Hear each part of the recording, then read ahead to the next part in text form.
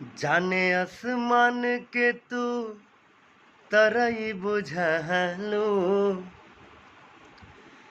बढ़े धड़कन जब अभिरिया से जालू।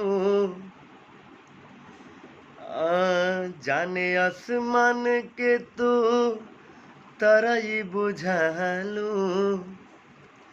बढ़े धड़कन जब भिरिया से जालू। राज का बाटे तोहरा सिंगार के, कहवा के बाली कहाँ के उठलाली, कहाँ के ह बिंदिया लीलार के। कहवा के बाली कहाँ के उठलाली, कहाँ के ह बिंदिया लीलार के।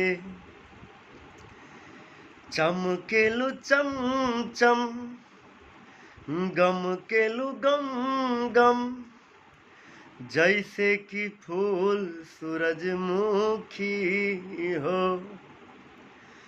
चमकेलु चम चम, गम केलु गम गम, जैसे कि फूल सूरजमुखी हो।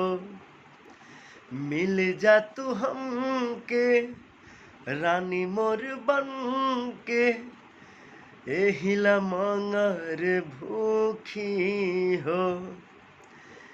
जान हंसलू तू कनखी मार के, कहवा के बाली कहाँ के उठलाली, कहाँ के बिंदिया लीलार के। कहवा के बाली कहाँ के उठलाली, कहाँ के बिंदिया लीलार के। भैया आप लोगों से निवेदन बा, एगो आग्रह बा कि गाना अच्छा लागी, आवाज़ अच्छा लगी तब एक बार चैनल के जरूर सब्सक्राइब करिहा लोग, और ये भाई के भी आशीर्वाद पर दिहा लोग भाई। जय हो भोजपुरिया समाज।